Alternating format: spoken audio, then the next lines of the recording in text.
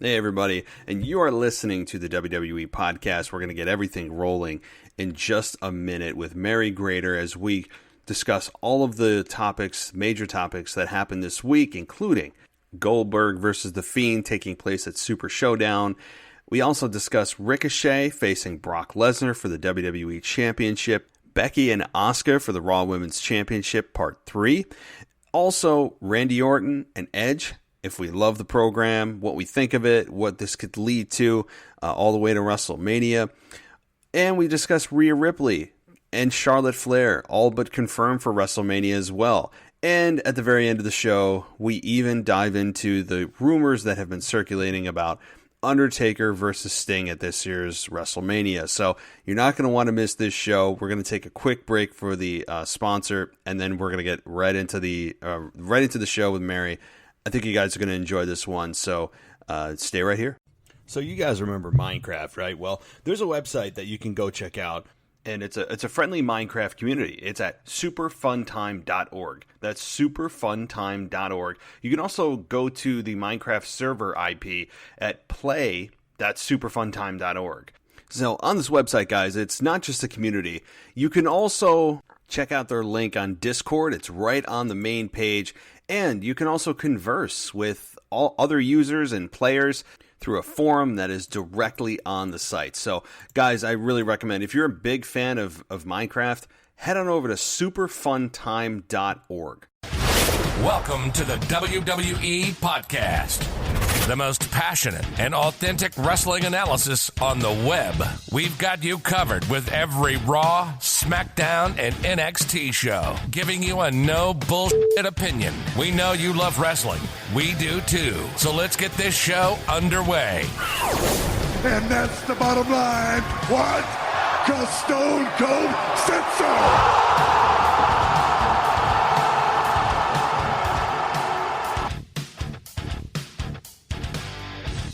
Hey guys, welcome to the WWE Podcast on this Sunday, February 9th, 2020. Awesome show for you guys because my co-host Mary is back and we discuss a lot of stuff and we get into the rabbit hole with some things and rant on a couple of things that I think you guys may share in or completely disagree. We cover Baron Corbin and Roman Reigns and Rhea Ripley and Charlotte Flair, and that non-answer as we don't still have that match as official yet. Becky and Asuka, and Orton and Edge, and Undertaker Sting, if that's going to happen. Brock Lesnar and Ricochet, right, for the WWE Championship. So we cover a lot of different stuff, and it's a really fun conversation, very energetic. For a Sunday night. And I know many of you are probably listening to this on Monday or even later in the week, and we appreciate you listening. I know many of you are listening on delay and listening on demand, as that's kind of the best way to do it, right? There's no other way to do it other than listening to things when you want to listen to them. So, guys, this is a really fun show with Mary, and don't forget the schedule for this week is, well, it's just back to business as usual because your Raw review comes to you on Tuesday, Wednesday's Nostalgia, Thursday is NXT and AEW, Friday is one of the other two. I try to stagger those two shows so that one drops one day, one drops the next. And then Saturday is back to our co-hosts discussing everything that happened in this week in WWE. And Aiden Willis is also going to be providing us with a podcast coming out tomorrow. So this is going to be a podcast that delivers to you guys every single day. And it's not always going to be my voice, but as I always say, that's a good thing. So we got a lot to discuss today with Mary. And before you guys do, just a quick reminder, we are trying our damnedest to get into the top 10 of the wrestling podcast on Apple Podcasts. So if you would like to help out the show, the best way to do it is give us a positive rating and review on Apple. And hey, that's it. It takes about 20 seconds to do, and we'd much appreciate your assistance. And also subscribe anywhere that you have a podcast. If you don't have an Apple or an iPhone, well, no problem. We're on every podcast that you can probably think of, every podcast app. So check us out really anywhere. But all right, guys, well, that's pretty much it. going to keep the plugs to a minimum today because it's all about WWE and their current product as we get closer and closer to WrestleMania with a couple of stops in between. Right now, let's get to Mary, let's get to myself, and our discussion about WWE this week. Welcome to your Sunday edition of the WWE podcast. We have Mary Grater with us here this week, and we're going to be covering everything that happened this week on SmackDown, Raw, and anything else that's in between, including rumors floating around that just will not die year to year to year to year of The Undertaker versus Sting happening at WrestleMania this year. That seems to be heating up, so I want to get Mary's take on that as well. So welcome back to the show, Mary. Hey, what's going on, man? How you doing today? Feeling a little bit under the weather, as we talked a little bit before. I went out and had a little celebration for my pre-birthday, so I'll get through the show. You know, I think I'll be able to plow through, and hopefully you guys don't notice it. If I didn't say anything, you may have not have noticed that I'm not feeling great. But how about you, Mary? You feeling all right today? I'm a little tired. I had a night out too. Not hungover or anything like that for once, which is a miracle in itself. I'm just extremely tired and I need a nap. And I should have done a whole bunch of studying today, but I opted to just binge watch TV when I got home from work. So it's basically been my day. But happy birthday, even though it's not yet. We're hitting the big 3-5. You know. Yeah, I know. It's I thought hitting 25 was a big deal, and now here's 35. I mean, I'm halfway to 70, right? Like, holy crap. So yeah, I'm be 35 this week, and I feel, people always ask, do you feel your age? Or you ask people that, and I don't know. Like, there are sometimes I do. After last night, I certainly do, but most of the time, I mean, I feel like I'm still in my late 20s. I guess mentally, I'm still in my 20s. I don't know if that's good or bad. I guess men, what did they always say, that men kind of evolve slower than women, or the maturity rate is extremely slow or whatever. So I would attest to that, So, all right, well, let's get into wrestling, right? Let's get into this. And, off the top, I got to ask you, Mary, because we briefly discussed this, but I'm very interested to hear about your thoughts on, I guess, the biggest news ticket of the week, which is Goldberg announcing his return to face the Fiend at Super Showdown. And I know that you do somewhat kind of remove yourself from these shows, but I guess from the perspective of, we've never seen this before. Goldberg is a huge name. He's not coming off the greatest match of his career, but it is the Fiend versus Goldberg. It certainly is interesting on paper. What do you think about the whole thing? Yeah, it's interesting on paper. I don't really have an opinion about it. Like you said, I kind of, as soon as they start pressing these Super Showdown stuff, Saudi Arabia, I kind of check out. Like, I'll watch Raw and I'll watch SmackDown, but the second I hear something that's promoted towards that, I kind of walk out of the room or I go on my phone. I mean, the last Goldberg match was a disaster, and I don't understand why they keep, doing this. And I guess just, the Saudis love him. I mean, he's not going to beat the Fiend, and if he does, that'll be another show completely. But I don't really have an opinion about it. It looks interesting on paper, but what is Goldberg going to do in the ring against, Bray Wyatt? Is Bray Wyatt going to show up as Bray Wyatt, or is he going to show up as a Fiend? If he shows up as a Fiend and he takes him out, cool, great. But Goldberg does nothing for me. I don't think he's ever done anything for me. And I don't really care about the storyline. It's not going to add to WrestleMania. That's what we should be focused on right now. And it's just these Saudi matches kind of take you out of the road to WrestleMania. And now that they're, a yearly occurrence and they happen a couple of times a year. So I don't know what's going to happen. Bray Wyatt's going to win. So you guys don't need to watch the pay-per-view. There you go. Yeah, spoiler. I mean, seriously, if anyone believes that Goldberg is going to win, I mean, you don't understand wrestling. I mean, it just wouldn't make any sense at all to have Goldberg win here. But I think it's interesting of how he's going to lose. I mean, it's more of that what we're looking at. And yes, we are focused at WrestleMania, which we should be. But there are 2 stops with Super Showdown, the beloved Super Showdown going up first, and then Elimination Chamber very soon to follow. I believe it's 2 weeks after after Super Showdown. So there is almost no time between pay-per-views here, and then we'll be off and running straight to WrestleMania. So my quick thoughts on this with Goldberg. I mean, I guess I'm slightly more interested than you. I wasn't a WCW guy.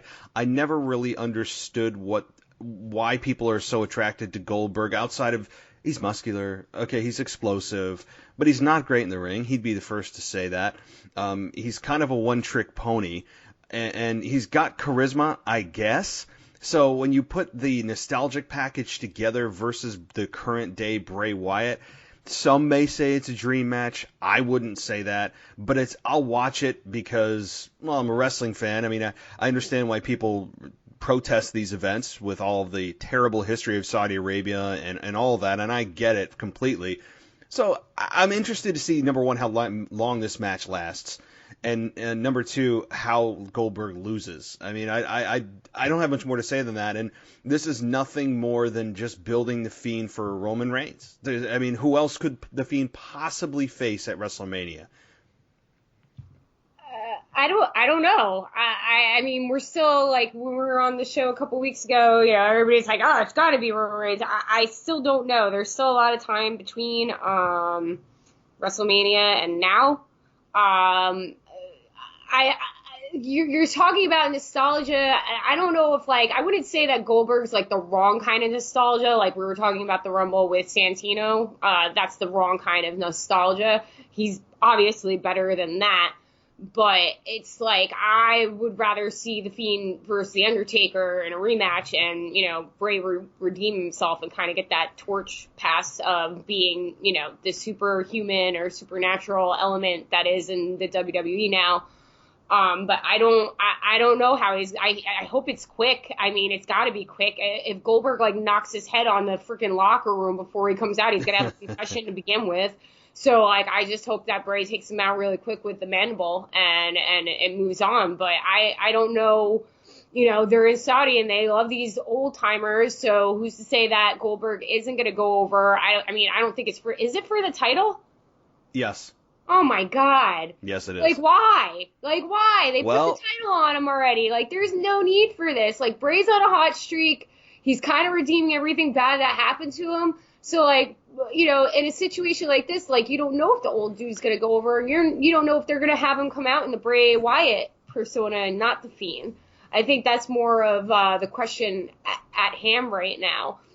But, again, it does absolutely nothing for me. And it's just one of those things like, okay, well, this will pass and that'll be it. And it won't add to the storyline. And hopefully the Fiend is still the champion at WrestleMania. And I still don't know who he's facing. I really don't. I know everybody's saying Roman, but, like, Roman's, like, the blow-off didn't happen at the Rumble, like you guys were saying. They're going in the cage match, which is what you guys said should have happened at the Rumble, not a last man standing. So we got the cage match coming up between him and Corbin. And this thing, it seems like it's continuing, and they're still continuing the Bloodline storyline with him and the Usos. So I don't know. I mean, is it highly likely? Yes. I still think there's a chance that it's not Roman Bray at WrestleMania. I don't know who the opponent will be at that then. But that's why there's a problem with, like, these Saudi shows, because it's like, what is this adding to? Like, it's just, like, kind of like, yeah, like, should I believe that? Like, what happens if Goldberg wins the title? Like, not that I think that's ever going to happen, but what if it does? It's just, it kind of throws off the equilibrium. Yeah, that's it. Of the whole entire, you know, what's going on right now of the storyline. I don't even want to ponder what happens if Goldberg wins. I don't want to go that road. It would make less sense than having, well, I wouldn't say less sense, but probably as confusing as having Cain Velasquez, you know, get an automatic championship match against Brock Lesnar a few months ago. It made no sense. At least in this case, Goldberg justified him challenging for the Universal Championship because he said he never got his rematch after losing it. So at least there's that there. And, you know, you could make an argument, well, he never actually, you know, you can't just say it. You know, you have to actually go through a process to earn that spot back. You can't just say, well, I never got it, so I should get it now. But at least there is some marginal storyline for why Goldberg's challenging for the championship, and it's not just Cain Velasquez coming in out of nowhere and challenging for the top belt. And also, I believe it will be the Fiend versus the Fiend versus Goldberg, because he did allude to Bray Wyatt in the Firefly Funhouse say he accepts, meaning that his alter ego, the Fiend, accepts. So I would believe it's the Fiend challenging Goldberg and not Bray Wyatt challenging Goldberg. So there is that too.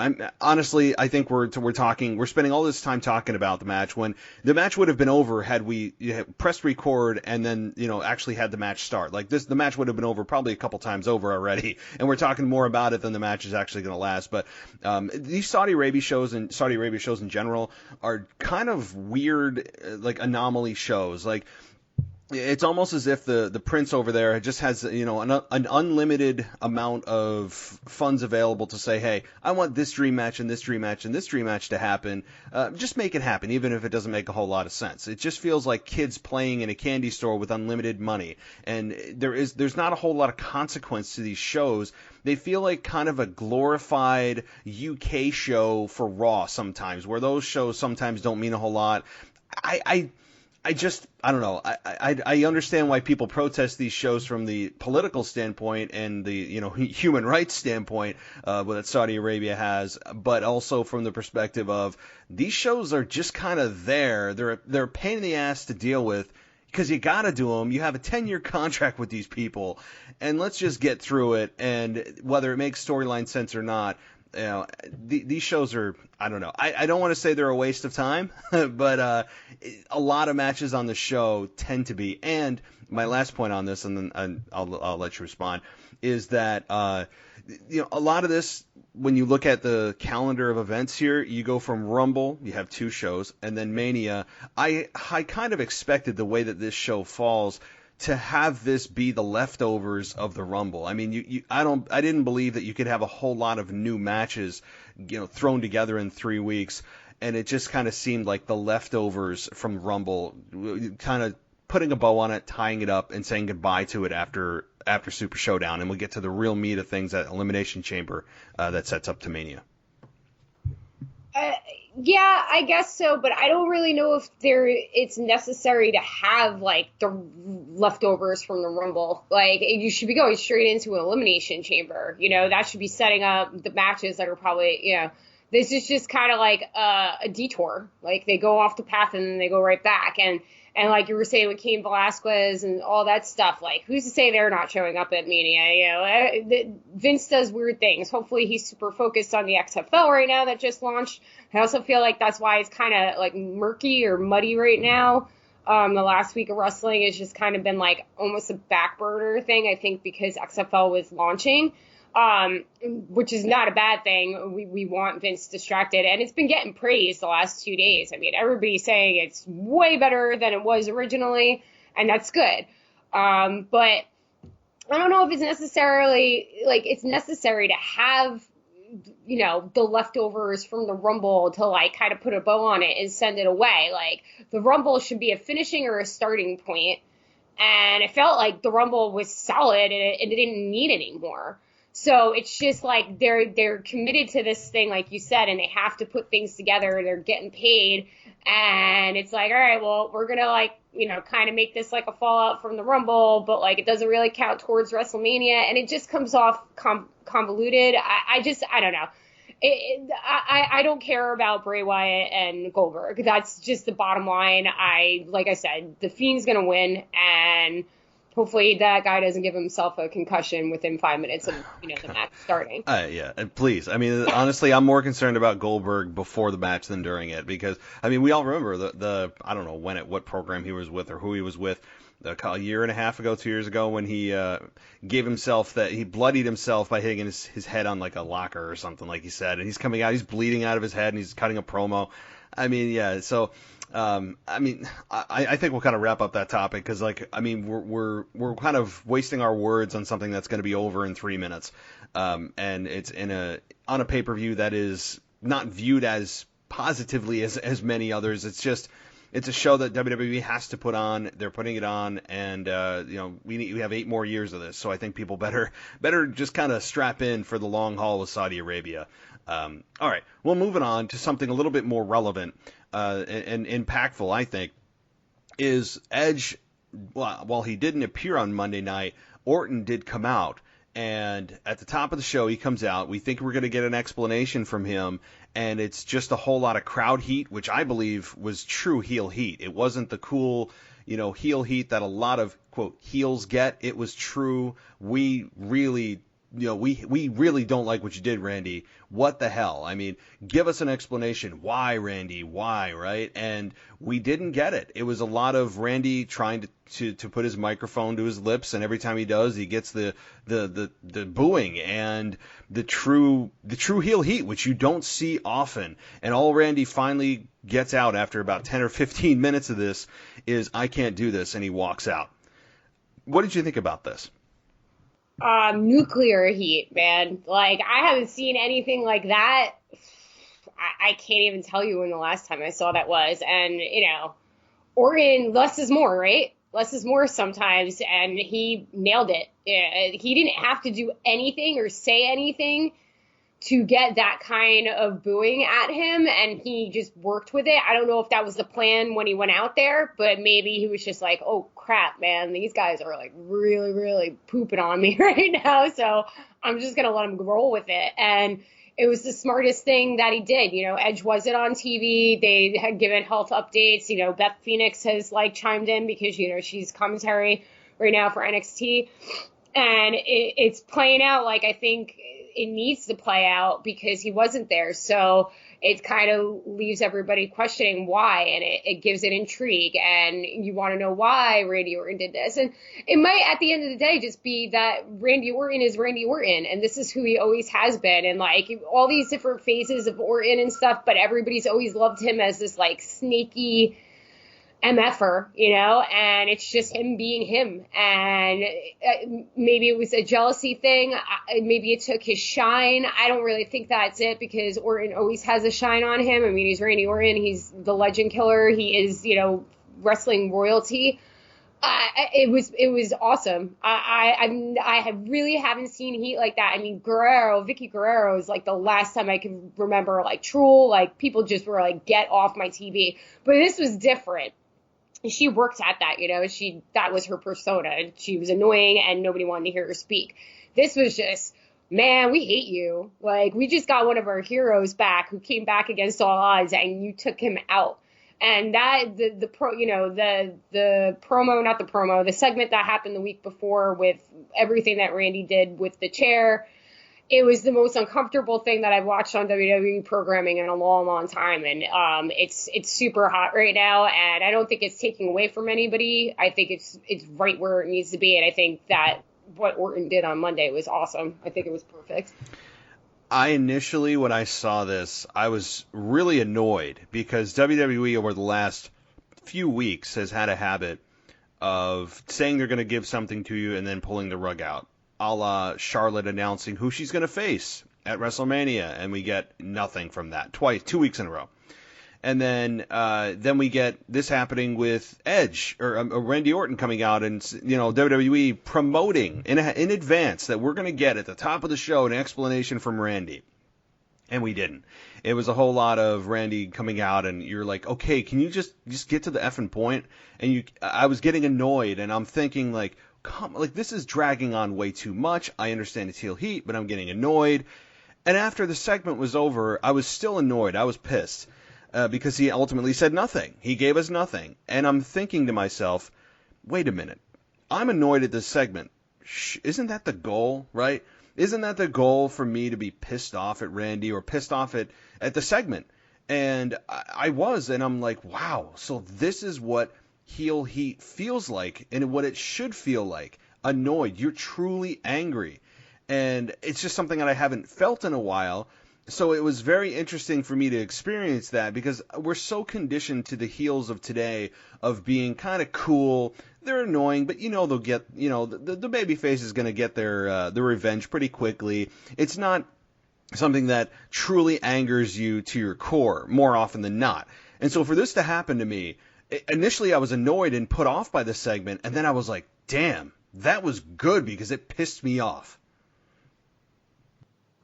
Yeah, absolutely. I think I also think that, like, you're seeing him struggle with it. So, like I just said, maybe it was just Randy being Randy, but, like, I think that there's more going on to why he attacked Edge than we know yet. And I don't think he's ready to reveal it because maybe he's struggling with why he did it and he didn't really want to do it because he did look upset. Even when he was attacking him, he looked upset. He held back a little bit. But yeah, in the end, he did exactly what that was supposed to do, and that was make everybody really, really angry because we want an answer. We want to know why you would do something to somebody who has been through so much and, like, just had, like, probably the biggest moment of his career. Like, that was a huge moment for Edge, and it's just. Again, I didn't have a problem with it. I didn't see it live when it first happened because I was working. I had to go back and watch it, but I didn't realize it went on for that long too. You're right. It was like 10 minutes of, like, booing, like, just booing the crap out of him. And I haven't seen that in forever. So it was just had an authentic feel to it. I think Randy will give us an answer when he's ready and when he can, put into words why he did it. Or we're just going to see Edge, sneak up, attack him backstage, and it's going to be a brawl. Like, it's going to be a vicious knockdown feud between the two of them leading up to WrestleMania. Because clearly they're having a match at Mania. I don't think anybody thinks otherwise. So they got, like, 2 months to flesh this out, and, they're two legends. So it's going to be a good storyline. I'm here for it. No question. This. I am locked in. They have me hook, line, and sinker. I will admit that, and that's awesome. Like there is a lot of history that they can pull from these two. You go back, obviously, with their rated RKO tag team that was successful back when they were running roughshod in the tag team division 10 years ago. So there's a lot that they can pull. I'm excited to hear Edge's response to this. I believe that Todd Phillips mentioned on Raw that we are going to get a health update this coming week, about Randy Orton's status. So I would assume that, maybe he'll be at home with a neck brace on, giving, his response. I don't expect to see him in person on Raw, and that's okay. I don't need to see Edge in a ring all the time. It will, I think, pour a little bit of cold water on his return. And I'm looking forward to what he has to say. Edge is one of the most believable promos in the business. I forgot how good he is on the mic, and I'm really looking forward to how this whole thing plays out. I hope that they have a sit-down interview together. Sit-down interviews can be extremely effective if they're able to control their emotions and not just blow up into a brawl, which I don't need in a sit-down interview. This whole thing has so much potential, and they've started out on such a hot note. And you mentioned about Randy Orton and him being kind of conflicted about what he was going to do, and he seemed, even in his explanation, as you said, very confused or just couldn't put it into words yet. And you saw that in his attack the week before, and having him put his neck in the chair and about to jump on his neck or jump on the chair, which would have broken his neck. But even after he hit the RKO, I got to give props to Edge. I mentioned this before, but it's such a telling thing. Edge is so great with his eyes. And when he got RKO'd by Randy, I remember looking in, the camera shot was great because it wasn't a look of pain from Edge. It was a look of like, oh my God, did Randy just break my neck? And you felt legitimate concern for a guy that had real neck surgery about a move that is focused on your neck. Even though these are two professionals in the ring, you can't help but think, what if they just miss and something actually went wrong? I mean, and that's great. I love it. But just that look in Edge's eyes when he was laying there, like, very concerned about what just happened to him after his neck surgery. It was brilliant. I love this whole thing. Yeah, and going back to, like, Edge for a second, I don't think that Edge has ever been, like, distraught. Like, he's strong on the mic, but, like, it's different. His promos are, like, they don't feel like they're coming from a scripted place. Every time Edge talks, it just feels real. Like, it just feels like he's, like, having a conversation with you. and Orton's also like that too. Like Orton, when he's like scripted or they're like, you have to be super dastardly, it comes off fake. But when the two of them act like they're just like kind of being genuine and like just talking, and Edge is very good at that. And like I said, you just said him with his eyes and his facial expressions and all that, it feels more believable. And this storyline is believable, even though it's wrestling. We know that none of that stuff would have happened if Edge wasn't like completely cleared and they had planned it out, and Orton wouldn't have been doing that. So you knew that like, okay, this has to be okay. But again, in the moment, you were like, oh my God, what's going on right now? Please don't do that. It was almost like when Daniel Bryan came back and he started doing all the moves that he was supposed to stop doing after, the first time before he had to retire. And he's like doing these flips and stuff. You're like, Bryan, what are you doing? Like, you're cringing. You're like, stop. Like, I don't want to see you get hurt. So it's the same thing with Edge. This is a believable thing. Orton's definitely conflicted about it. And again, they both just kind of bring a genuineness to when they're speaking on the mic. And even with Randy saying nothing on Monday, except I can't do this, it was believable. It came off completely believable. And this is probably going to be one of the top storylines going into Mania. It might outshine a lot of other things that they have planned, because, sometimes they just start slapping things together right before Mania. Well, they have a rule that everyone has to get a jersey on WrestleMania Day, which is a bunch of garbage to me, that they love to make WrestleMania like, everyone gets a participation trophy, you get a participation trophy, you get one, and everyone just gets to be on the show, which makes it 8 hours long, so that they can tell, their Wall Street investors that, hey, look at how much and how long people are watching the network, and they string out WrestleMania. It's just a bunch of crap. I really, the fact that they have that long of a show is honestly, it's a slap in the face to fans, but that's another conversation. Look, I mean, I don't know what else to say about this, and we're only 2 weeks into this program, and we are already completely invested. And Randy has gone from, even when he was a heel on SmackDown, when for the last few years, he's been kind of floating back and forth, and even when he's a heel and he'd hit an RKO, people go, yay, we love the RKO. So he hasn't been a true heel. I mean, you could argue in 5 years more. I mean, maybe since he did his program with Triple H and he RKO'd Stephanie, and then ended up, I believe he even kissed Stephanie with Triple H handcuffed to the rope. I mean, he's done some sick stuff. And this is just an example of how good Randy can be. And you forget how good he is because he doesn't have to try to be good. So when he tries, it's even more obvious of how good he is. And I'm looking forward to this damn thing. Any final comments on the Randy and Edge program?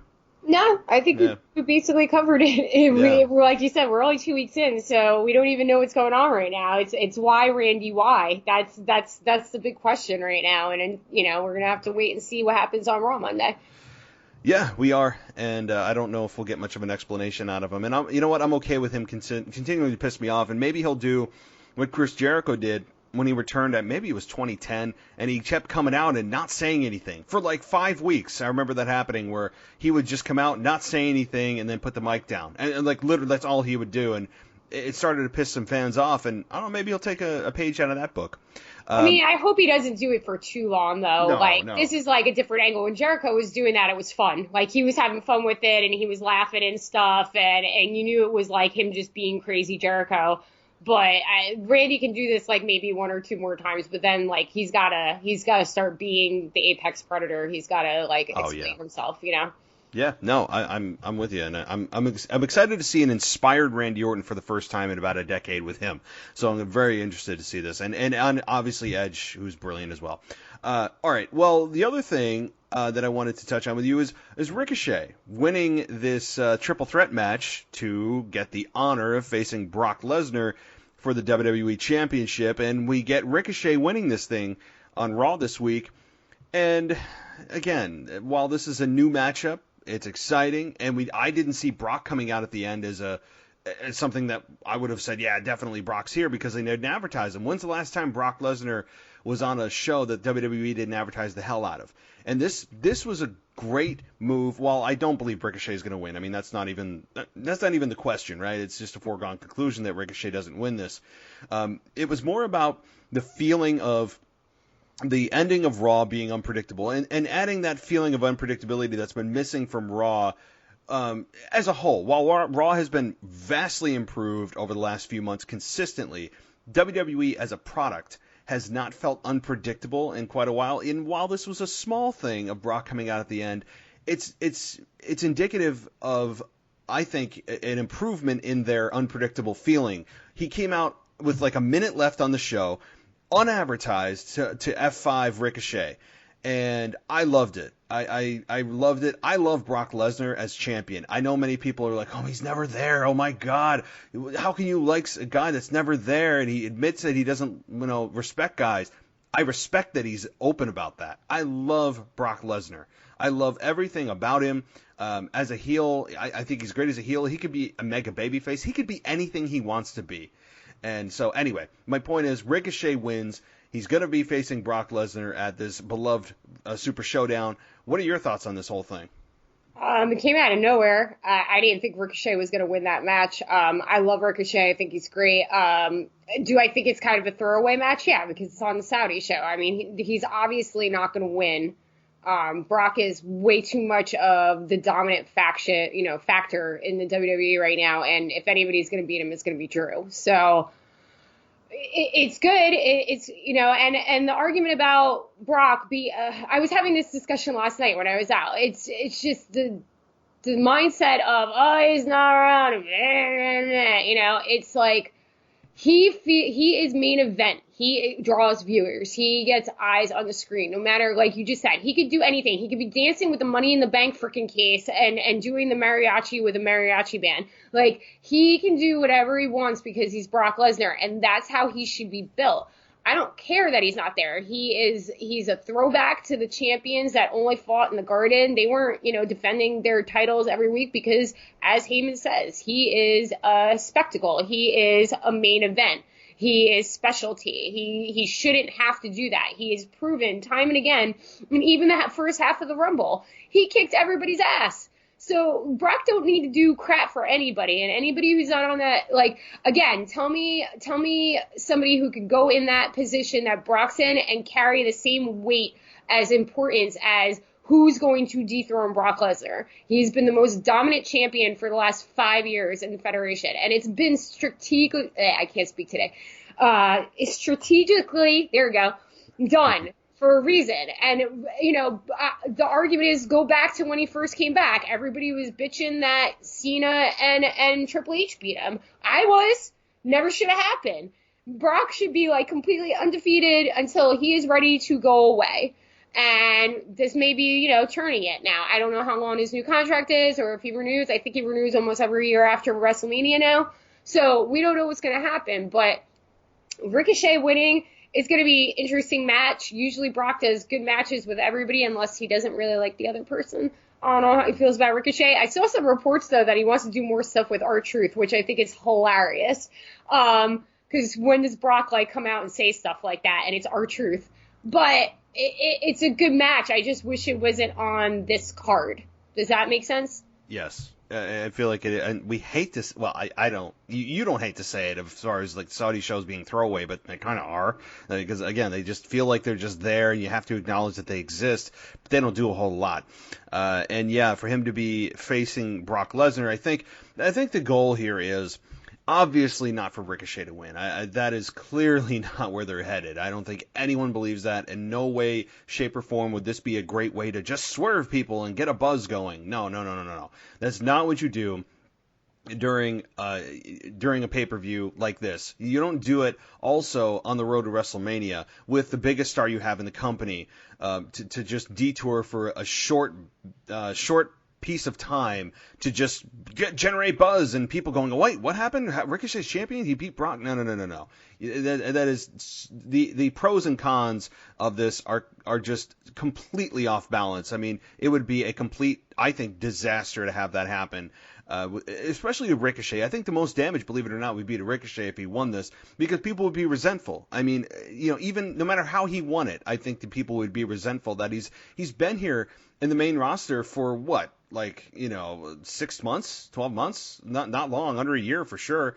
And I just no way, shape, or form believe he's ready to be champion. It's all about getting him exposure. It's about making him look at least somewhat formidable against Brock with a couple of hope spots. He'll probably, with his speed, end up getting a couple shots in, maybe making people believe for a second, wait, could he beat him here? And ultimately, he's going to get German suplexed out of his mind, and we're going to end up with an F5 and a pin. And as it should be, I'm sure you might see Drew McIntyre show his face here, maybe at the end of the match, getting a Claymore kick in on Brock for paying him back for the F5. That I'm sure will happen after Brock wins. He'll turn into a Claymore, and that's fine. I would love that as well. This is all about Drew. It's all about Brock, and I just see no other way about this match.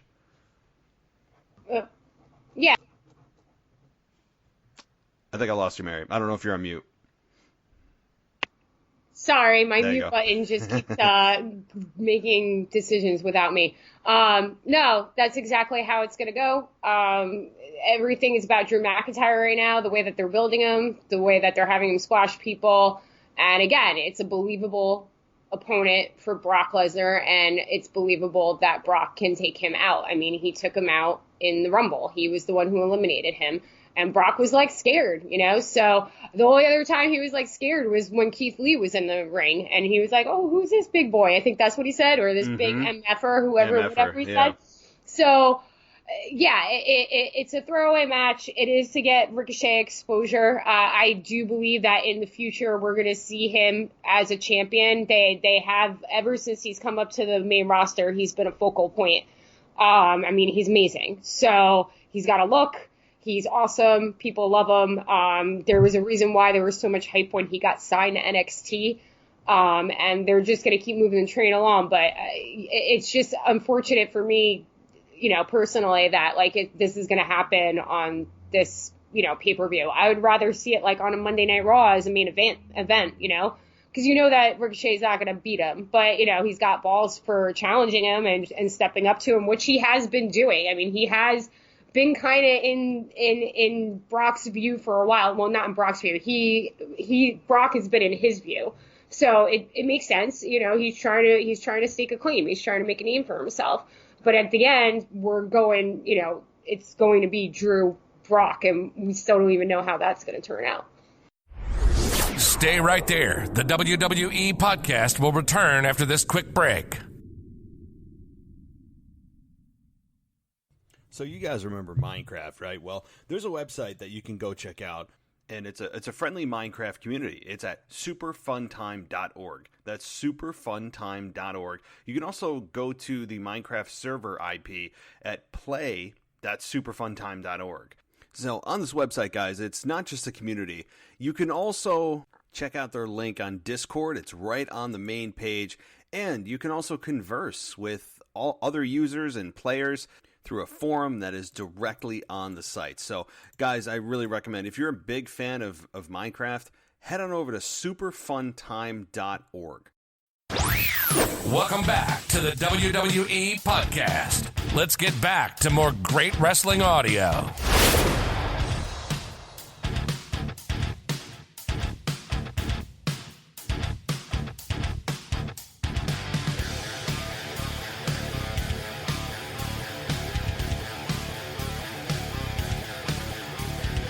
We don't. We got a lot of time to build to it, and also when we talk about Ricochet, as we look back at why this match is happening, not just that he won the triple threat, but when he came out a week before the Rumble and stood up to Brock Lesnar, and Brock just kicked him in the nuts, and then obviously we know what happened at the Rumble. You could say Drew eliminated Brock, and he did, but that was with a huge assist from Ricochet, who returned the favor at the Rumble and kicked Brock between the legs, which led to the Claymore. I mean, people, I think, kind of forget that. And without that kick to the groin, would Brock have gotten eliminated? Who knows? So, you could make that case as well, that these two have been on a somewhat of a collision course over the last few weeks. So I'm looking forward to it. As long as this doesn't end in a Kofi Kingston 9-second like match, I think I'll be fine with whatever they decide to do. This is not the time to do a shockingly quick ending, especially with a guy that you are going to be looking at towards the future of your company over the next few years. This has to be something, at least a little bit of offense from Ricochet. It has to be some hope spots. It's got to be a little bit of, Brock, can Brock catch up to him? That's going to be the question. Ricochet's got to use his speed, and he will. That's going to be the story they're going to tell here. And I think that ultimately as long as we come out of this and go, Ricochet was better for it, even in a loss, I think that's the goal. It's to make sure that Ricochet is elevated in the loss. Yeah, and I think that's what's going to happen. I hope it's not a Kofi Kingston, 8-second thing either. But you also got to remember, too, like, Brock is deceivingly fast. So he can keep up when he wants to. I mean, I can't remember what match it was. Was it Cena? He ran, like he sprinted, like through the crowd or whatever. And he jumped up in the ring and like took somebody out. And it was like insane fast. You were like, holy crap, was that Brock Lesnar? He like went like really, really fast. So I think he'll be able to keep up with him. Brock's really good when there's chemistry, and there's not a lot of misses with him. It won't be the shortest match. I don't think it'll be the longest match either. But yeah, there's a lot of things going to play right now, and they have been kind of on a collision course, and maybe they'll face each other in the future once, Ricochet is more established and stuff like that. But I mean, I might peep it, just the match separately and not watch the pay-per-view, or I might just read the results because we already know he's not going to win. But it'll be a good, interesting thing. And Brock is quick. There's no question about it. He does have speed, crazy speed. But I think that the WWE, if I were booking this match, if I were the agent of this match, I wouldn't. I guess, Mike. What was the word I'm looking for? See, my brain ain't working today. Magnify Brock Lesnar's speed, because you want to tell the story that there's something that Ricochet has that Brock doesn't have right now, and you're trying to build on that for something that he could potentially use to upset Brock here. I mean, so I would assume that they would use the speed of Ricochet to tell the story that he's a little bit quicker than Brock in this instance, even if he's not in real life. I mean, Brock is as quick as a cat, as Jim Ross would say, and I think that you're going to see Ricochet get something in, I hope. And so this kind of begs the question, as I was thinking about it, you were talking, if you were to say which match is going to last longer, would it be Brock Lesnar and Ricochet, or would it be The Fiend and Goldberg? Think of, I mean, like that's a hard. I don't even know how to answer. I would like to say Brock Ricochet. I hope that Goldberg match doesn't go on. The difference is that like Brock actually has moves, like he's not a one-trick pony like you said earlier. So I would hope that The Fiend just disposes him really, really, really quick. But who knows? It could be another Kofi Kingston, like you said, or Brock Lesnar just hitting an F5 or a suplex and just taking him out real quick, and 1, 2, 3, it's over. But we will see. We should take bets on that. I'll take fake money bets, because I wouldn't bet money on that particular scenario, because there's different things that could lead to each match lasting a little longer. But honestly, I mean, if I were going to put my money on it, and I'm not, but if I was, I would say the longer match would probably be Brock and Ricochet, just because there's a little bit more of a story they could tell there. But again, you want also The Fiend. He'll win decisively, but you want him to squash Goldberg? No, you don't. He can't squash Goldberg. Because I believe that Goldberg is going to be coming back for a WrestleMania match. You don't get this close to WrestleMania and not have a WrestleMania match when you're, quote, a legend like Goldberg. So, I don't know. Just an interesting thought I had there. So I don't know. It's a good Twitter poll question. Yeah. There you go. That's what I'm looking to do with it. Okay, I'll put that up on Twitter after this. I would think most people would probably think Brock and Ricochet, but when you look at the history of Brock's matches, I mean, most of them are under 5 minutes. So, yeah. All right. Well, the other thing, too, that I want to discuss before I ask you a question that I'm really interested to hear your reaction on. But Rhea Ripley came to Raw this week after Charlotte Flair mentioned she would face a champion. And we all knew that it was going to be Rhea Ripley. I think it's the worst kept secret in WWE right now that it was probably going to be Rhea Ripley. And I think that's the best choice. And she comes out, and I felt like she belonged. she held her own. I think she has a good presence about her.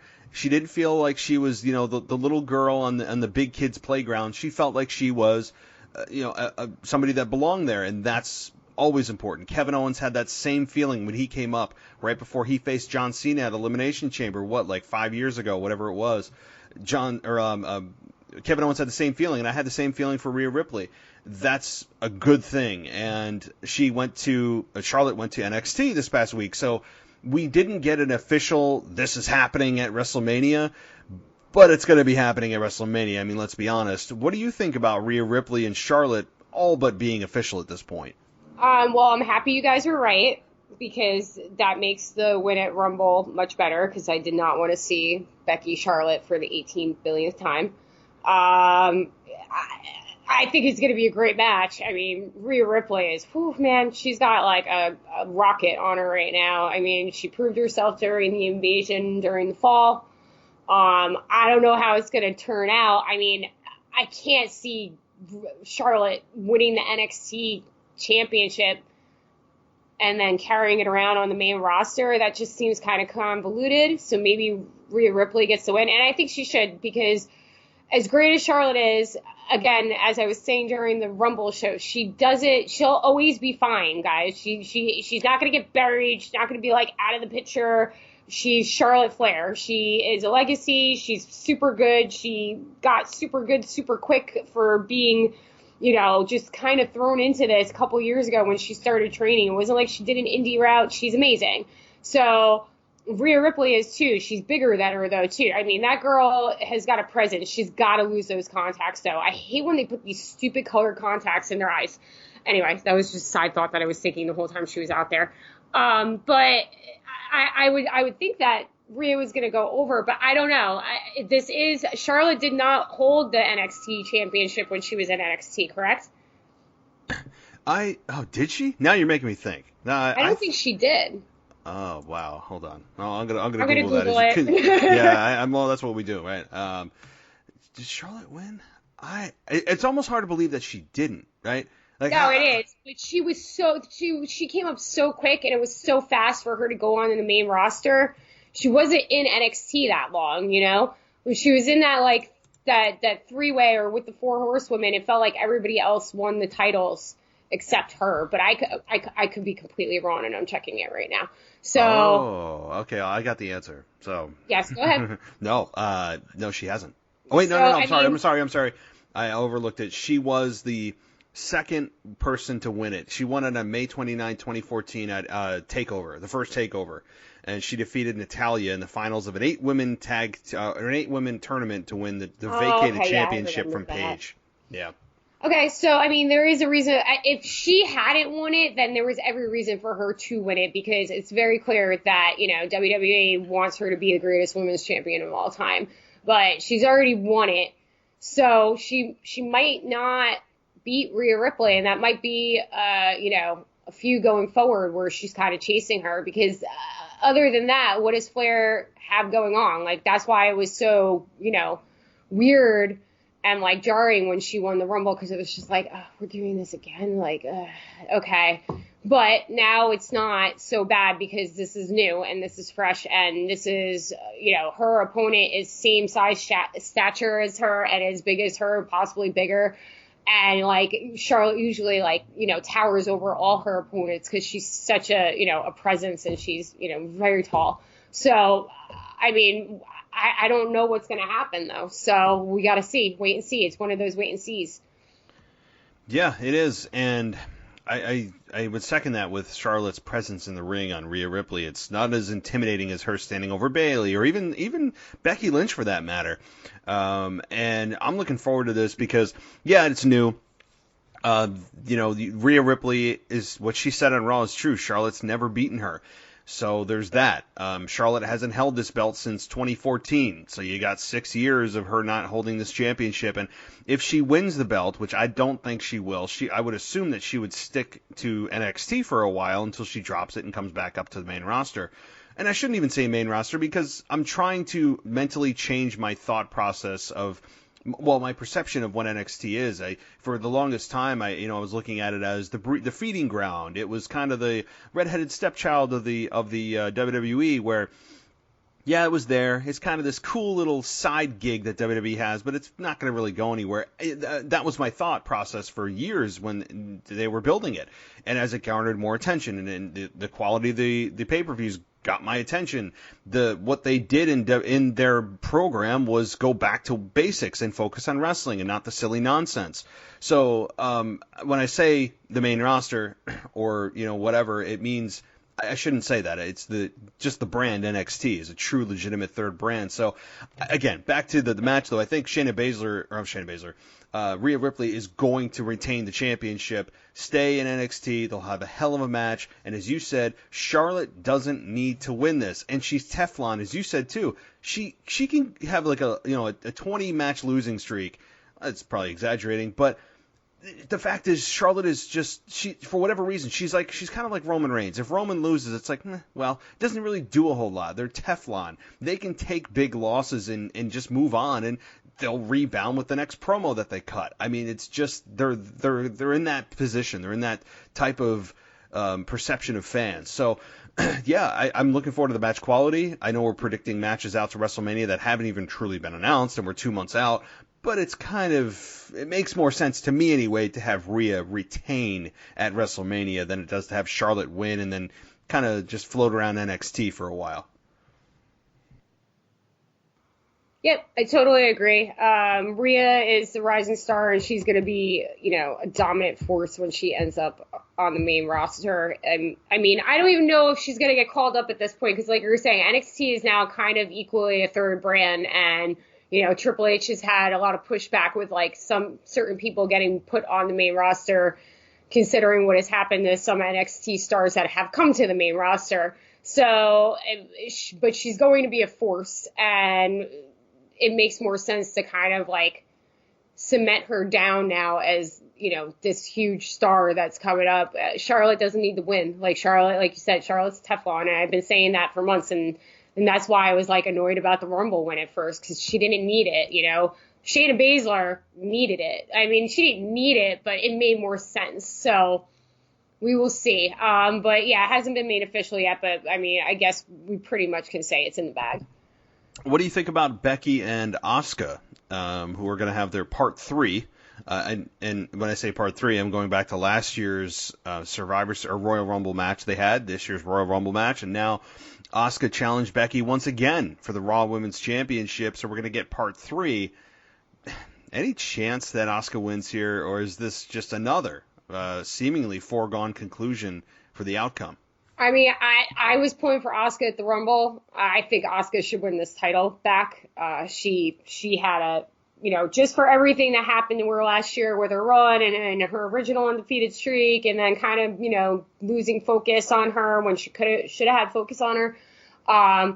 Part 3, I mean, they're even now. So one's being one, and I guess this is going to decide who's the best out of the two of them. And Asuka's so hot right now. But everything that Becky's doing right now, it feels like it's starting to lean towards a heel turn, or, people getting annoyed with her thinking that she's the GOAT, because that's a term that you don't throw around for, current superstars. That's somebody who's already been established for a long time. Trish Stratus is the GOAT, not Becky Lynch. She could be one day, but I don't know what's going to happen. I really want Asuka to pull this out and be double champ. And I think it would be great. And I love everything she's doing. It's so chaotic and confusing, and she's awesome. And I have no complaints about her character whatsoever, because she's owning it. She's doing the best with what she's got. And if people don't get it, then you don't get wrestling. It's like kind of one of those old school feelings to her. But I really want to see Asuka get the title back. And I want to see Becky's reign come to an end. And I don't think there's anybody else who could beat her. I mean, if Charlotte wasn't the one going to do it, and Rousey's not back, I mean, we still don't know if Rousey's coming back for Mania, or if she's going to be gone, or if she's never coming back. Who else is going to defeat Becky? I mean, Shayna would have been a great, decision, but we don't know what's going on with her too.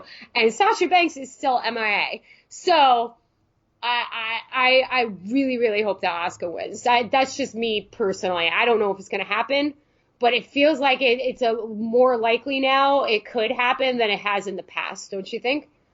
Oh, certainly. I mean, the fact is, the farther away we get from her WrestleMania win last year in the main event and her title victory, the better the odds are every single day that she's going to lose it. And I think most fans are starting to at least get the sense that, okay, we Becky's been great. We had our run. She was our choice. We essentially turned her back face when you guys said let's turn her heel, and she had the biggest run of her career and really revolutionized the women's movement. I mean, she skyrocketed what the women's movement represented by main eventing WrestleMania, obviously with Ronda Rousey and Charlotte in tow, but that was really the Becky Lynch show last year, and rightfully so. But I think that, to your point, the fact is that Becky Lynch's reign is coming to an end, but as much as I see your point about Asuka, and I think that she deserves it, and she certainly got the huge shaft last year with what happened, and she, I think, needs to have another run as women's champion, and she is doing some of the best work for her career with Kairi Sane, who is kind of just almost forgotten, unfortunately, and maybe we can talk about Kairi, but Asuka certainly feels more comfortable. I'm not as annoyed by her yelling in Japanese and her animated promos that used to really get under my skin and kind of cringeworthy. I'm finding them more, sometimes really funny and entertaining rather than being annoyed by it. But the quality of matches she has with Becky are always great. But having her win the match and having her capture the women's championship, being dual champion, suddenly shifting all the focus to Asuka, when it was all about Becky from last WrestleMania all the way up until almost now another WrestleMania, to cut it short and give it to Asuka. Well, what do you do with Becky at that point? I mean, the general feeling is that it's going to be Shayna Baszler and Becky Lynch, and I would agree that that is probably going to be what's going to happen, and the right move, because these two one-on-one have not faced each other in the main roster. Shayna Baszler, I believe, could end up being the babyface role at WrestleMania if this plays out, that most people think is going to happen, which is contrary to your belief, and time will tell. But if it's going to be Shayna and it's going to be Becky at WrestleMania, and the fans have kind of already started to feel that, well, this wave is over, we've had our fun, and we love Shayna Baszler now, which I think could be the case, you could have an organic true heel turn happen at WrestleMania with Becky and Shayna and do kind of a double turn. I think that could be the case, because I think people are starting to wear a little bit thin, as you said, with the whole goat thing on the jacket. I alluded to that. No babyface in the world says that about themselves. You don't make a jacket about it. I found it obnoxious. I found it arrogant. I didn't find it appealing. I didn't find it a good trait to have as a babyface. It was just kind of like, oh my God, enough, right? So, I don't know, a lot there, but that's my general feeling. There's a lot of ways I could go. I see her, I mean, if Becky's going to turn heel, I really think it's because she's going to drop the title and she's going to snap. I don't see any other way other than her ego getting the best of her, because she's been talking so much crap for the last year, and then she finally beat Asuka, and then she loses to Asuka. I think it would be pre-Mania. I don't know if Baszler is going to happen. I mean, hell, this could keep going. Again, it's still way too early to know what's going on. We haven't seen Baszler since the Rumble. Usually, if they're getting called up, they kind of show up after that. I don't know what's going to happen, but Kairi Sane and Asuka are a force, because you have Kairi Sane running interference and helping Asuka. And as long as that duo is together, Asuka has way better chances of winning because she is the heel in this. I don't see Shayna Baszler turning face. Is she going to have the crowd behind her? Yeah, but I mean, you look at that girl and it never screams face. So I don't know how that's going to play out, but if Becky's going to go heel and it's going on this whole goat thing that she's doing, then I think she's going to lose and she's going to, snap. And it's going to be her ego getting the best of her and becoming this persona of, whatever, like saying that like she got screwed and like trying, doing some kind of heel thing. So I don't know what's going to happen, though. Again, it's something that it's still really early, and things get thrown together last minute, and we don't know what's going on with like certain wrestlers coming back and stuff like that. But we got to watch and see how it plays out. And that's interesting, your theory about the way Becky turns heel, because that's exactly how she turned babyface when it was supposed to be a heel turn. So to have that happen would be very poetic, and I think it'd be clever on WWE's part to have this truly be a heel turn and not a failed heel turn that turned into the biggest babyface run of all time for Becky Lynch. So I'm fine with that. It would make total sense that she drops the belt, gets frustrated, and just loses her mind and attacks whoever ends up beating her. Could it be Asuka? Certainly it could be. But if we weren't, if this was like the middle of summer, I would say you're onto something. The fact that we're so close to Mania, for WWE, who loves to say first time evers and talk about records and how long someone's held a belt once they approach, a certain milestone, for them to not be able to say that Becky Lynch won this championship at last WrestleMania and here she is defending it at this year's WrestleMania, never before done. They love their first time evers. I think that they're too close to not have it happen. And while Asuka is, I'm on board with you. The fact is that the timing is just not right. She's also one half of the women's tag team champions, which is also a forgotten championship, which is unfortunate. We're 2 months away.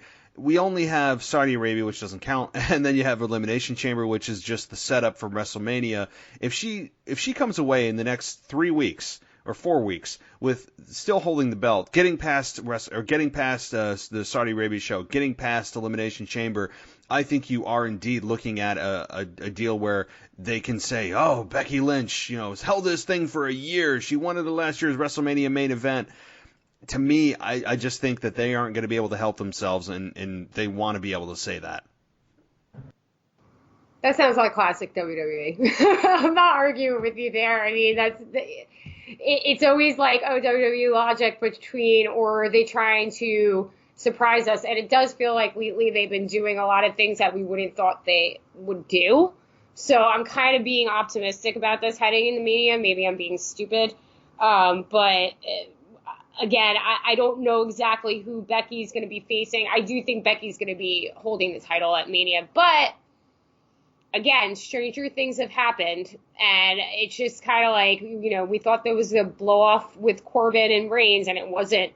And we thought that Asuka and Becky was done because, Becky did what she said she was going to do, and she beat Asuka. But now we're having, the third match, which is usually the blow-off match.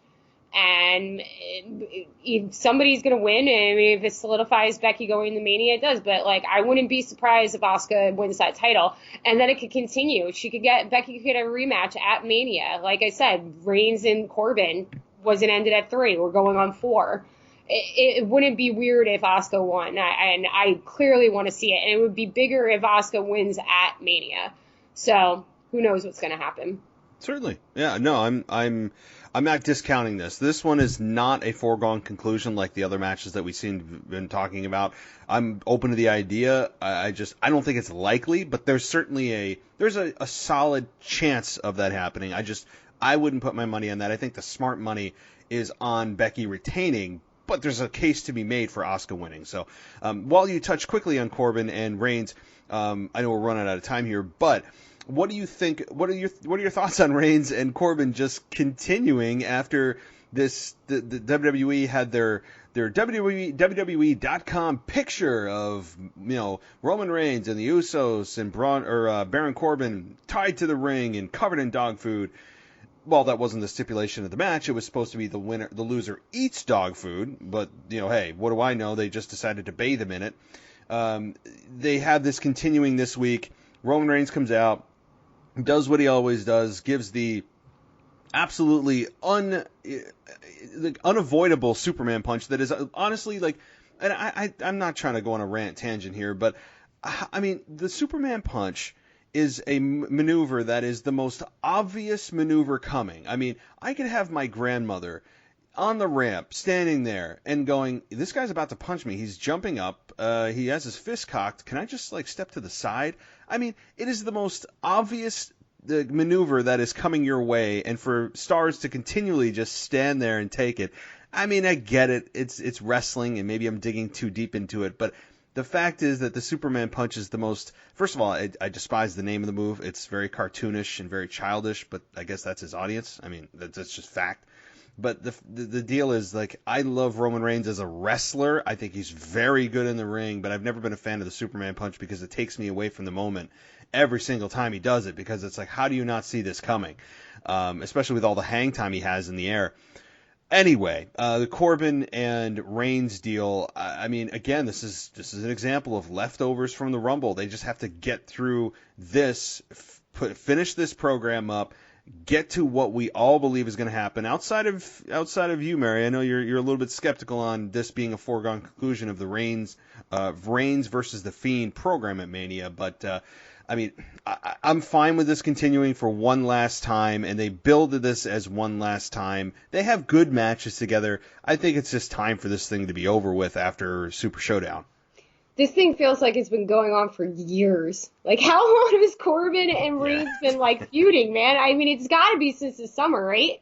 I think they had off and on, but solidly for at least 2 months. I mean, it's got to be longer than that. And I feel like this has been like a part of my life. It's like I know what you mean. Year. I don't know why they didn't do a blow off match. I don't know if this is just Vince having, I'm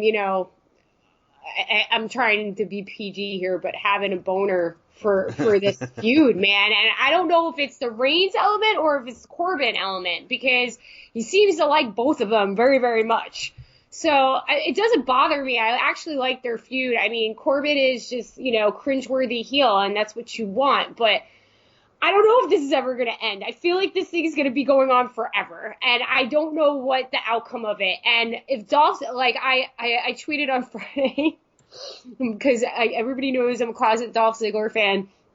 I don't know what he came out in on Friday. He had like a fedora on with his hair straightened, and I feel so bad for him because he's super hot and he's got the worst hair in wrestling. Like, he's got natural curly hair, and when he straightens it, it looks just terrible. Like, it just doesn't look good. So he walks out in this like fedora and like some 80s metal outfit that he always wears, and I was just like, that's it. I can't support you anymore, Ziggler. I was like, I can't approve or make an excuse for whatever you're wearing right now, because you're already in like this thing that you kind of don't fit into, but you're just making it worse by dressing the way you do. So I'm sorry, Dolph. I love you, but man, you gotta get a stylist or something. Or I don't know. Anyway, that was a merry rant. I don't know. I really don't know how much longer it's going. It feels like this should be it. I mean, they're doing a cage match, so nobody can get in the cage, but people will get in the cage, or that the Usos and Dolph and who's the other dude who's involved in this? Robert Roode. Sorry, man. I mean, like, it just seems convoluted at this point that it's still going, but it's still going. I don't mind it. I'm not hating it. I was the only one who liked the Rumble match, so I just don't know where they're going with it. This is why I don't think that, like, Reigns is facing the Fiend at Mania, because, like, don't you think their storyline should have started already? Like, and they're still continuing with Corbin.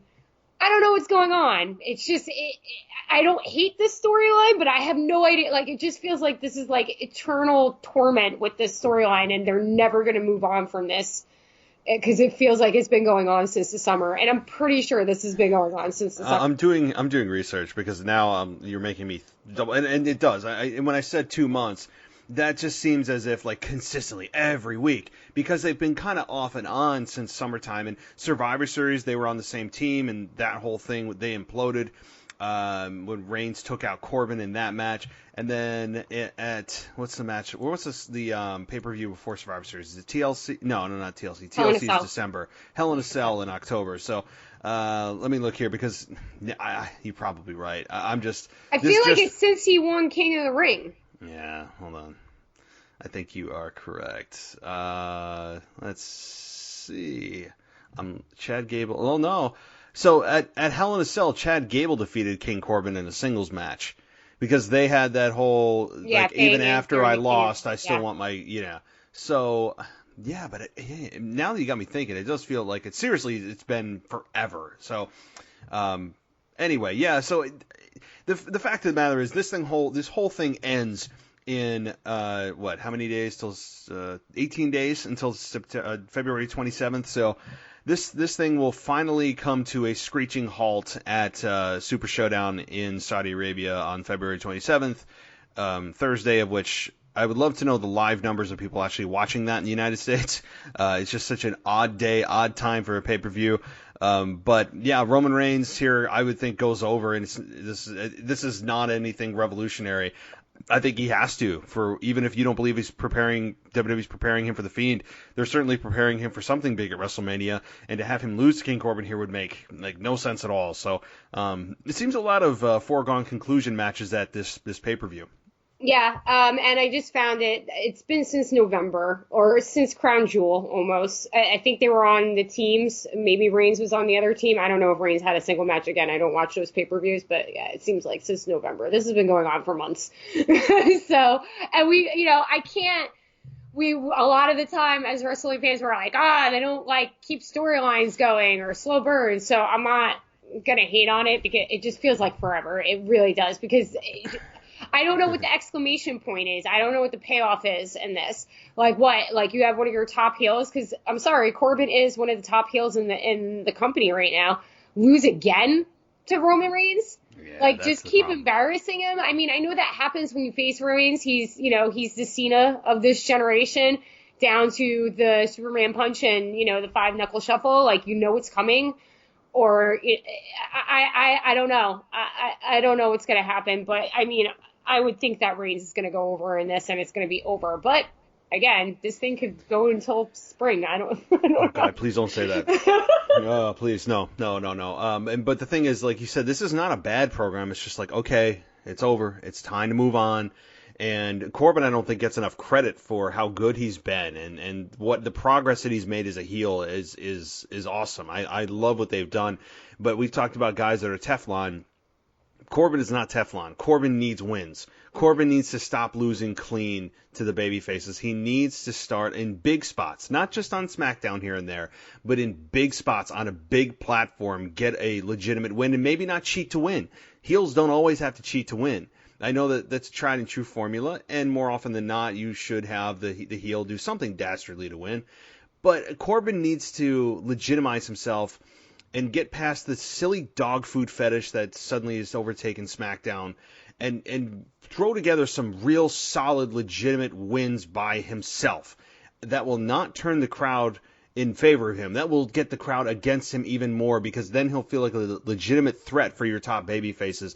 I'm ready for Baron Corbin to just go on a tear, even if he loses to Roman Reigns, which I think he will at Super Showdown, and go down another peg. But he needs to bounce back real quick after that and just start going on a monster run of beating people fairly and just bragging about it. And he's done a great job. So I know we're running against the clock here, so one last thing I wanted to ask you, and this is not something that is official, but it's certainly floating around. I alluded to it at the beginning of the show. Would you have any interest in seeing Undertaker versus Sting if it were to happen this year? I don't know how I feel about it. I feel like I'm asked this question every 4 months.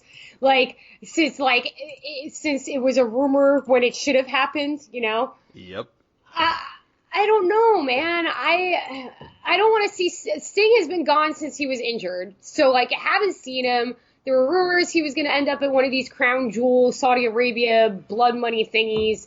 Maybe Sting is no, and that's why it hasn't happened. I mean, I was really hoping this was going to be the first year that the Undertaker was not at Mania, wrestling, because we've gone over this a bunch of times. Am I going to get pissed off at it if it happens? No. But do I think it's way past its time? Absolutely. So I don't know if it's going to be good or not. You're literally watching geriatric people wrestle something that they should have wrestled in their prime. And they had every opportunity to do it, and McMahon was being McMahon about it. I don't know if it's going to happen. Every year, it's Sting. Is this the year? Is this the year? I don't think it is, because it hasn't happened the last 5 years. So I don't think it's going to happen. I don't know what's going to happen with Undertaker. I still think that there is somewhat of a possibility that, like I said, my dark horse is Undertaker Fiend. Maybe for the title, and Undertaker loses, and Bray gets his win back that he should have had, when the Undertaker shouldn't have been facing him the first time at WrestleMania, and he passes the torch, because he is now the supernatural element in the WWE. The only other person who could do that is Aleister Black. That would make more sense. I don't know if I want to see Sting Undertaker. The time has passed, and I think it could cause more damage and being disappointing because everybody had it hyped up so much in their mind than being something like, oh, well, it happened. They did it. They finally did it. Hooray. Sometimes you shouldn't put matches on just to put matches on, and that's how I feel about it. And I also think that Undertaker shouldn't be wrestling anymore. So there's a lot of moving parts. Do I think it's going to happen? No, because based on the fact it hasn't happened yet. I don't think it's going to happen. I think it could be something that we saw recently with John Cena calling out The Undertaker. We all wanted to see a Taker versus John Cena match, and we wanted to see it.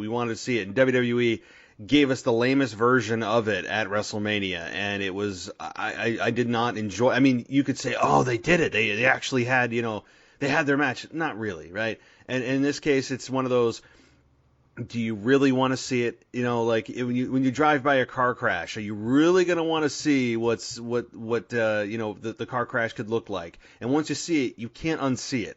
And I'm very fearful that this match, if indeed this ever happens, and again, I feel like I'm talking about this every 6 months or so, especially around WrestleMania time. It's just a WrestleMania tradition to talk about this, or having Stone Cold come out of retirement. It's just like the same things that come up every year.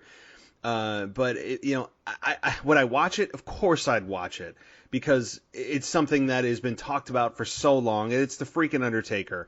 And while he is way past his prime, and I think that we all believe he should have probably retired 5 years ago, it's Undertaker, it's Sting. How can you not watch it as a wrestling fan? As much of a train wreck as it may be, if it's done properly, and these guys have their weaknesses hidden, which at this point in their career, face it, Father Time has given them many weaknesses. This is not something that I think people should go into, if this happens, of, oh my God, this could be amazing. Maybe they somehow could pull off a 5-star match. It's just not going to happen. This is a match that is nothing more than a nostalgic treat, or a nostalgic, wishful, fantasy match that people talked about for the last 20 years. And the fact that it's coming back, circulating again, and that Sting's been cleared to return for one more match, and that Undertaker has also been cleared, I don't know. It's one of those things. If you were going to ask me if it should happen, I would say no. Leave it to people in their minds. Leave it to fantasy. Leave it to video games. I don't need to see something that ultimately could disappoint. I mean, my God, look what happened with Goldberg and the Undertaker at the last Saudi Arabia show. It's example A. You have two guys, in there that are way past their prime. I mean, admittedly, Goldberg is no wrestling technician and is to blame for what happened in that match. But at the same time, Undertaker's not a spring chicken anymore. He's got a lot of limitations. I don't know if I want to see this. Am I going to watch it? Of course. But do I want to see it? If I was in charge, would I make it happen? No, I wouldn't. I actually would not make this happen. And the last point on this is about, the Fiend versus the Undertaker. I think that is much more likely to happen than Sting Undertaker. And when you remember what Bray Wyatt did in his Firefly Funhouse last year when Stone Cold was on Raw, and people were thinking, oh, the Fiend's going to attack Austin. And it didn't happen. And you saw in that Firefly Funhouse, he fixed his clock from 3/16 to November something. It was 11/12 or whatever day Undertaker actually debuted in WWE in 1990.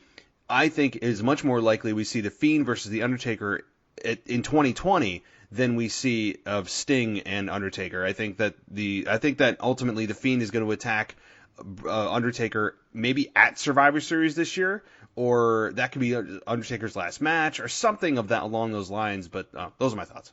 Yeah, I that makes more sense to me than just rolling out Sting and Undertaker to have a couple fanboys shut up about it. Like you said, leave it to, it's way too late for it. they would have done it when he first, finally debuted in WWE, then okay, man. But like, how many years removed are we from that? And Triple H had to get his shot, So just let it go, man. If you're going to have The Undertaker still at WrestleMania, even though he should have been on his horse in the sunset already, like, do it right. Have him pass the torch to Wyatt, or like I said, even Aleister Black would be something reasonable and believable because he has that occult kind of background going on and stuff. But other than that, I really don't want to. I'll watch it, like you said, but I don't want to see Sting Undertaker. It's 20 years. It's like 15 years too late. Why would I want to watch it? It's just going to be disappointing in every aspect. And if one of them gets hurt, it's going to suck even more. And one of them probably will. I mean, it's just the fact of the matter is it'd be kind of like, hey, you guys want to see Austin Hogan in 2020?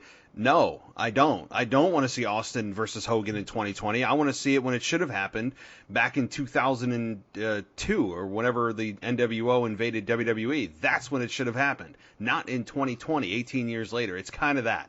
As cool as that sounds on paper, you got to remember we are 20 years from when it should have happened.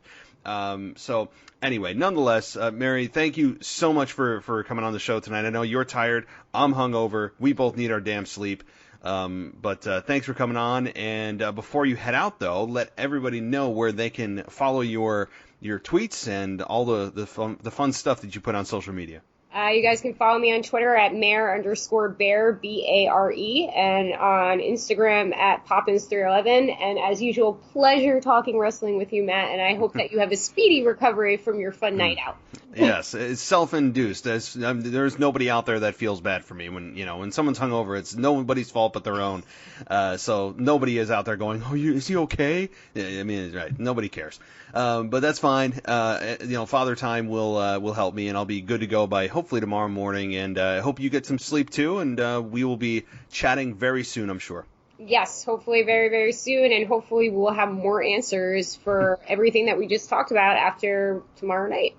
And we'll be past Super Showdown, so that'll be good for you, and we'll be able to talk about Elimination Chamber the next time we talk. Yeah, I can't wait for Elimination Chamber. I have no idea what's going to happen going in that pay-per-view. Like, I'm not even thinking about it. I'm just thinking about Mania, but, this is a good pay-per-view, and I'm going to see what happens. Absolutely. So, all right, Mary, you have a good night, and we'll be in touch very shortly. Yep, you too. All Check right. you later. Take care. Bye. Thanks for listening to the WWE Podcast. Don't forget to subscribe on your favorite podcast app so you don't miss a show, or head to WWEpodcast.com. And for all of these shows ad-free, head over to patreon.com/WWE Podcast. Until then, we'll see you next time.